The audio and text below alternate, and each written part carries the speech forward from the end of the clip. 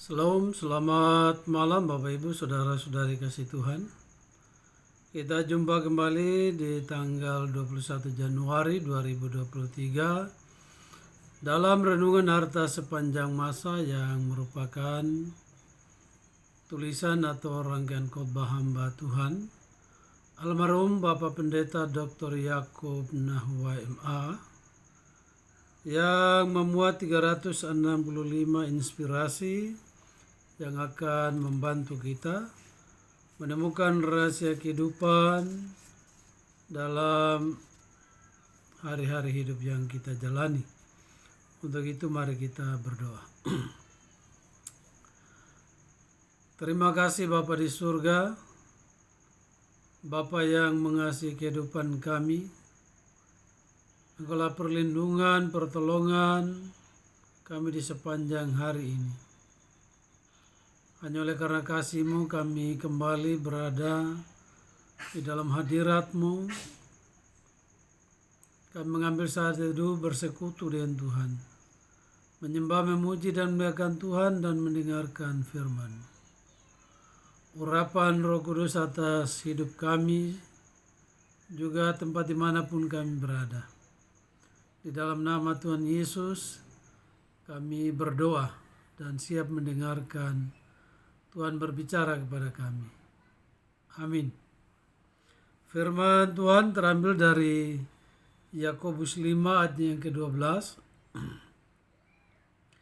yang menyatakan, tetapi yang terutama saudara-saudara, janganlah kamu bersumpah demi sorga maupun demi bumi atau demi sesuatu yang lain.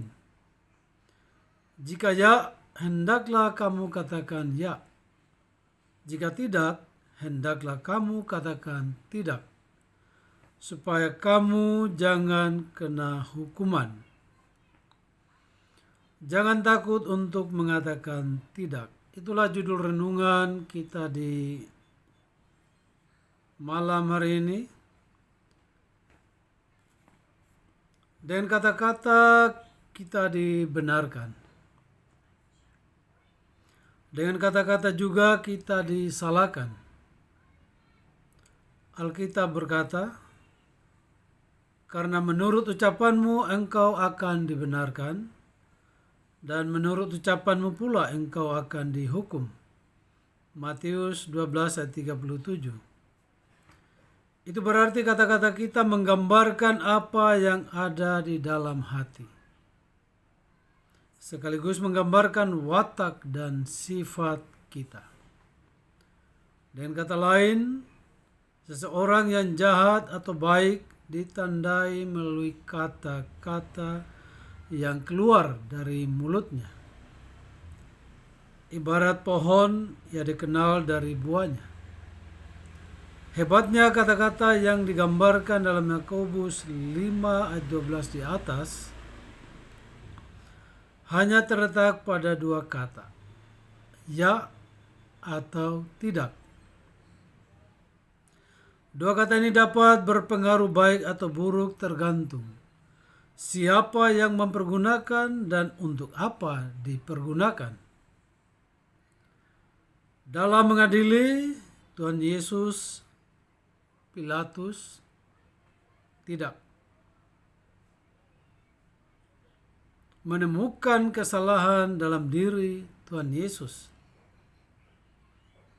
Ia mengatakan, kata Pilatus kepada imam-imam kepala dan seluruh orang banyak itu, aku tidak mendapati kesalahan apapun pada orang ini. Lukas 23 ayat 4. Jika kata tidak yang diucapkan Pilatus diterima imam-imam kepala dan orang banyak, maka Yesus tidak disalibkan. Dan jika Yesus tidak disalibkan, maka Allah berdusta. Karena program Allah, Yesus harus mati di kayu salib untuk meremukkan pekerjaan iblis. Kejadian 3 ayat 15. Itulah ucapan atau firman Tuhan tentang perseteruan antara benih perempuan dan benih dari si jahat. Jika Yesus tidak disalibkan, maka para nabi berdusta. Yesaya 53 ayat 1-5. Jika Yesus tidak disalibkan, maka Tuhan Yesus sendiri berdusta. Karena ia ungkapkan, ia datang untuk mati, disalibkan. Yohanes 3 ayat 14, Matius 26 ayat 61.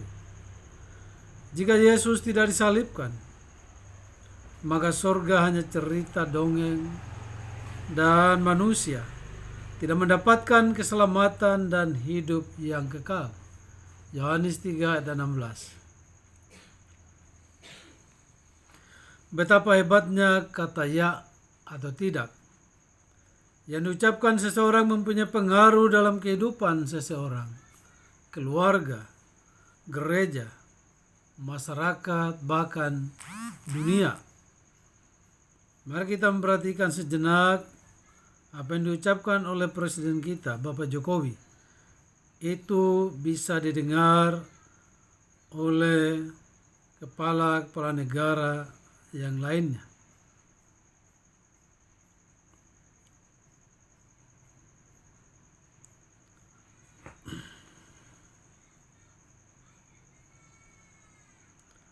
Karena itu dalam mengatakan ya atau tidak, seseorang memerlukan keberanian.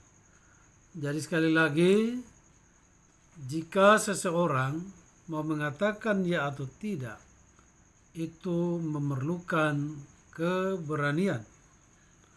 Karena bukan saja mempunyai pengaruh pada orang lain, juga dapat membawa risiko pada diri orang yang mengucapkannya. Ya, mari kita perhatikan banyak hal yang terjadi di akhir-akhir ini. Banyak orang yang menjadi terpidana oleh karena ucapan. Saat Sadrak, Mesak, dan Abednego mengatakan tidak pada kemauan Raja Nebukadnezar, maka resikonya adalah mereka dibuang ke dapur api yang dipanaskan 7 kali lebih panas dari yang biasa. Daniel 3 ayat 19-23. Begitu juga dengan Daniel yang mengatakan tidak pada peraturan yang telah ditetapkan raja. Harus dibuang ke gua singa untuk dimakan singa lapar yang tidak diberi makan beberapa hari. Daniel 6 ayat 11-18. Begitu juga dengan kita. Karena takut ditolak oleh masyarakat, kita tidak berani mengatakan tidak. Karena takut tidak disayang suami, kita tidak berani mengatakan tidak. Karena takut tidak diorbitkan dalam jabatan yang baru, kita tidak berani mengatakan tidak kepada atasan walaupun yang disuruh bertentangan dengan firman Tuhan. Begitu juga dalam bidang hidup yang lain. Ya, perhatikan kasus yang sementara hangat-hangatnya saat ini, yaitu kasus pembunuhan terhadap Brigadir Joshua.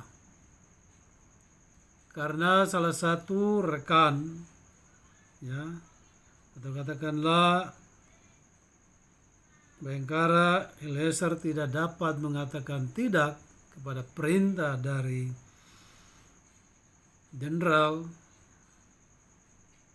maka dia melakukan perintah yang membahayakan dirinya, yang kita tahu saat ini mendapat tuntutan 12 tahun penjara.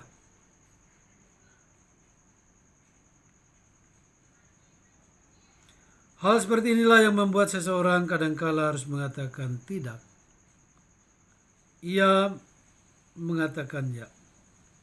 Dan harus mengatakan ya, ia mengatakan tidak. Namun janganlah takut mengatakan tidak untuk hal-hal yang merugikan diri sendiri, keluarga, gereja, masyarakat, dan membawa kita jauh dari Tuhan dan keselamatan.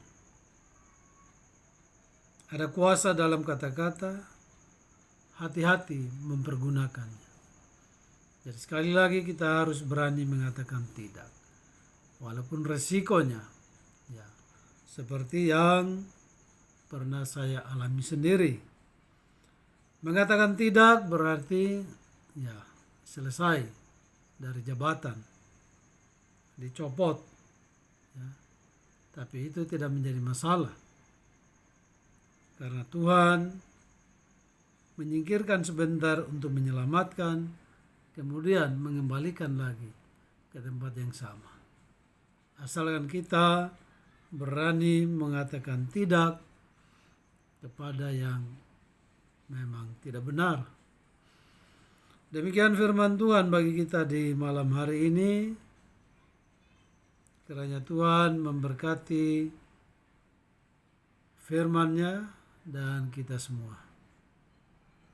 Dan satu hal, ini adalah tanggal 21 Januari, sekaligus saya menyampaikan selamat ulang tahun yang ke-53 kepada istri kekasih Mary Jernina Solo. Tuhan memberkati istri kekasih agar tetap menjadi penolong yang setia dan menjadi panutan bagi anak-anak, juga para wanita lainnya. Mari kita berdoa. Terima kasih Bapa, terima kasih Tuhan Yesus, terima kasih Roh Kudus. Biarlah firman-Mu tetap melekat, menetap dalam hati, pikiran, dan seluruh kehidupan kami. Dan firman-Mu sungguh dapat kami hidupi. Karena firman-Mu dapat berpengaruh pada diri sendiri, keluarga, gereja, masyarakat. Karena itu, Roh Kudus tetap menolong kami. Siapapun kami yang membaca, merenungkan, dan mendengarkan firman Tuhan.